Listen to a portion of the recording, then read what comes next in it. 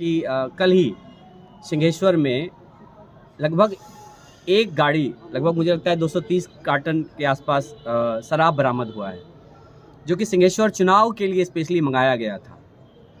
और सभी को पता है कि किस प्रत्याशी ने उस शराब की खेप को मंगवाया। कहते हैं कि डेमोक्रेसी और लोकतंत्र का सबसे मजबूत स्तंभ जो होता है वो होता है आपका वोट। प्रधानमंत्री के वोट की भी वही ताकत है और एक मजदूर रिक्शा चलाने वाले की भी वोट की ताकत वही है।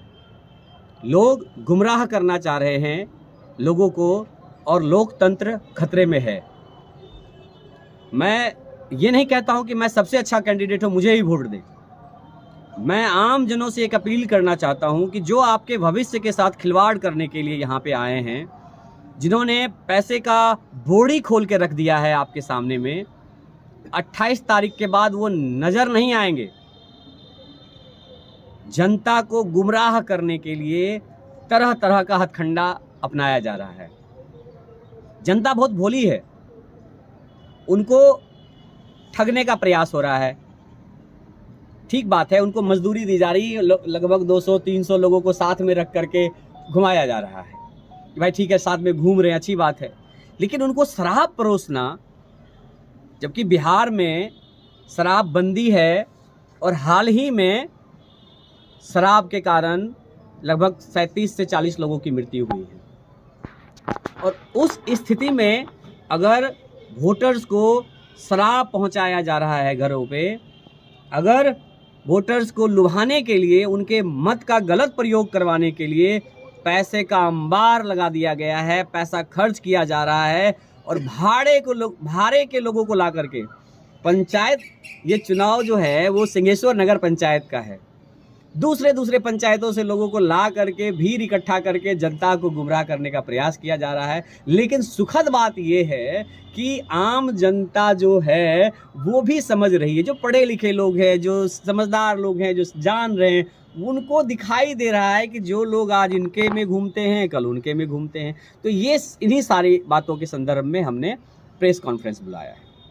कहा यह भी जा रहा था कि जब एक बार चुनाव स्थगित हुआ जी, उसके बाद फिर जब चुनाव की घोषणा हुआ तो बताया जा रहा था कि जो आपकी पत्नी मनीषा देवी है वो चुनाव नहीं लड़ेंगी, ऐसा अफवाहें बाजार में फैली, क्या सच्चाई है? देखिए, जब मुझे लगता है कि पिछले दिसंबर 2021 से हम लोग लगातार घर घर में जाकर के नुक्कड़ सभा करके लोगों के घर घर जाकर के अपनी बात को रख रहे थे। और सबसे कोई, अगर आप एक इतने मीडिया बंधु यहाँ पर हैं, हम उनसे आग्रह करेंगे वो एक बार पूरे नगर पंचायत घूम करके एक सर्वे कर लें और पूछे कि सबसे बेहतरीन कैंडिडेट कौन है, तो आपको मनीषा देवी जी का ही नाम मिलेगा, राजेश कुमार राजू का ही नाम मिलेगा आपको कि सबसे बेहतरीन कैंडिडेट है। ये मैं नहीं बोल रहा हूँ, ये आम जनता बोल रही है। आप एक एक घर में जा कर के पूछ लीजिए और अगर ऐसा नहीं हुआ आप ही रिपोर्ट दीजिए। अगर ऐसी बात नहीं होगी तो मैं चुनाव नहीं लड़ूंगा। मैं ये कह रहा हूं कि आम जनों की जो पसंद है वो शुरुआत से ही राजेश कुमार राजू जी थे। महिला सीट हुआ, उनकी पत्नी आई चुनाव में और लोगों ने भरपूर सहयोग दिया। माननीय सुप्रीम कोर्ट के आदेश पे चुनाव स्थगित हुआ। हम लोग लगातार आम जनों का जो सेवा था, मेडिकल कॉलेज में कोई बीमार पड़ता था, किसी की शादी होती थी, कोई बीमार होता था, कोई ज़रूरतमंद लोग होते थे, तो हम लोग वहाँ पहुँचते थे। अब इस बीच में जो वोट खरीदने वाले लोग हैं उनको ऐसा लगा कि एक अवसर है कि जिस अवसर में हम ऐसा एक र्यूमर फैला दे कि राजेश कुमार राजू जी चुनाव नहीं लड़ रहे, वो इंटरेस्टेड नहीं है, उनको और भी काम है। तो ये एक हमारे वोटर्स रो रहे थे, वो कह रहे थे कि सब बोल रहा था कि नहीं लड़ेंगे नहीं लड़ेंगे। हमने कहा कि भाई चुनाव नहीं लड़ने का तो सवाल ही नहीं उठता है, क्यों नहीं लड़ेंगे? जिनको जनता का इतना प्यार मिल रहा है, जनता का इतना आदर मिल रहा है, जिनके लिए जनता रोने लगी अगर हम नहीं गए 5 दिन, तो वो चुनाव नहीं लड़ेगा तो कौन? शराब और पैसा बांटने वाले लोग चुनाव लड़ेंगे? तो ये र्यूमर फैलाया गया कैंडिडेट्स के द्वारा। हमको पता है कौन कैंडिडेट र्यूमर फैलाया है। उनको लगा कि अगर राजेश कुमार राजू जी हट जाते हैं तो हम अपनी ओर से प्रयास करेंगे।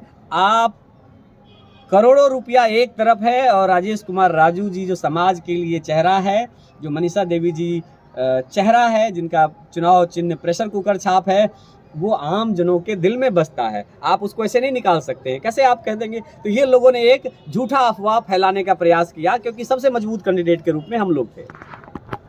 आप बार बार शराब का जिक्र कर रहे हैं, प्रत्याशी का जिक्र कर रहे हैं, नाम भी क्लियर कर दीजिए, कौन प्रत्याशी है, देखिए, कौन शराब ये आप मैं डायरेक्टली नाम नहीं बताऊंगा कि भाई फलाने लेकिन आप पूरा सिंहेश्वर जानता है कि पैसे का खेल कौन कर रहा है। भाई पैसे का खेल वही करेगा जिसके पास गलत सलत पैसा होगा।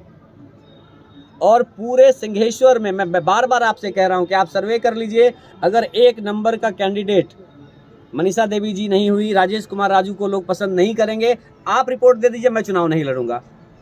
मैं ये कह रहा हूं कि आप उसी तरीके से एक सर्वे कर लीजिए कि कौन पैसे का खेल खेल रहा है, कौन शराब बांट रहा है, कौन लोगों को दिग्भ्रमित करने के लिए अनाप शनाप करोड़ों रुपया खर्च कर रहा है। आप एक बार घूम के पूछ लीजिए, उनके साथ में घूमने वाले समर्थकों से पूछ लीजिए, वो खुद आपको सारी बातों का जवाब दे देंगे। आखिरी में इस प्रेस कॉन्फ्रेंस के माध्यम से लोगों को क्या कहना चाहेंगे? मैं लोगों से एक अपील करना चाहता हूं कि राजेश कुमार राजू जी इस चुनाव में मजबूती के साथ हैं और मजबूती के साथ रहेंगे और चुनाव जीतेंगे, कोई संदेह नहीं है। क्योंकि जब मैं आम जनों के पास जा रहा हूं तो लोगों का जो प्यार और स्नेह मिल रहा है वो कहीं ना कहीं हमारे हौसले को और बुलंद करता है। और मैं यही कहना चाहूँगा भोली भाली जनता से, खास करके जो पढ़े लिखे लोग नहीं हैं, उनसे मैं आग्रह करूँगा कि ये जो लोग आपको आज 500 रुपया रोज़ दे रहे हैं, आपको मांस खिला रहे हैं, आपको तरह तरह से, मुख्य रूप से अभी कंबल बांटा जा रहा है, आचार संहिता लागू है, कोड ऑफ कंडक्ट लागू है और कंबल बांटा जा रहा है, कोई साड़ी बांट रहा है, और ये खेल चल रहा है आपको छठ के समय से। तो लोग, ये प्रशासन को भी गंभीर होना चाहिए इस मामले में कि अभी कोड ऑफ कंडक्ट लगा हुआ है, तरह तरीके का हथकंडा अपनाया जा रहा है लोगों को। लेकिन जनता इतनी मूर्ख नहीं है, जनता चीज़ों को समझ रही है कि आज आप साड़ी दे रहे हैं, कल तक आपको टोला नहीं पता था, आज भी मैं कहूँगा कि हर एक टोला का नाम उनको नहीं पता हो। और अगर उनके साथ में घूमने वाले आदमियों का नाम बता दे वो, कि उनके साथ में कौन कौन घूम रहा है, किस किस जगह का लोग है, क्या काम करते हैं, तो मैं मान जाऊंगा कि वो उनके समर्थक हैं। ये सब ढकोसलेबाजी है। तो प्रत्याशी तो कई हैं यहाँ पर, लेकिन जिस तरह से आप निशाना साध रहे हैं, ऐसा लग रहा है कि वो कोई एक खास प्रत्याशी है। देखिए, कोई खास प्रत्याशी इस संदर्भ में मैं कहना चाहता हूँ कि ऐसे ही 2-3 लोग की चर्चा होती है, बाकी लोग तो रेस में ही नहीं है, 2-3 लोगों की चर्चा होती है, और 2-3 लोगों में से मतलब अब क्या कहा जाए, उसी चीज़ की चर्चा होती है, कितना पैसा खर्चा किया, आज यहाँ मांस की पार्टी हुई है, आज यहाँ 500 लोगों को खिलाया गया, आज यहाँ खस्सी कटा है, यहाँ। मैं ये कह रहा हूँ कि डेमोक्रेसी है, ऐसा चुनाव को रहने दीजिए कि हर आदमी पार्टिसिपेट कर सके, चुनाव को गंदा मत करिए, चुनाव स्वच्छ रहने दीजिए। हर जाति धर्म के, गरीब अमीर, हर लोग चुनाव लड़ते हैं, आप लोग चुनाव को गंदा मत करिए, ये संविधान की ताकत है, उस संविधान की ताकत को आप नष्ट नहीं करिए। ये एक तरीके से बहुत ही बड़ा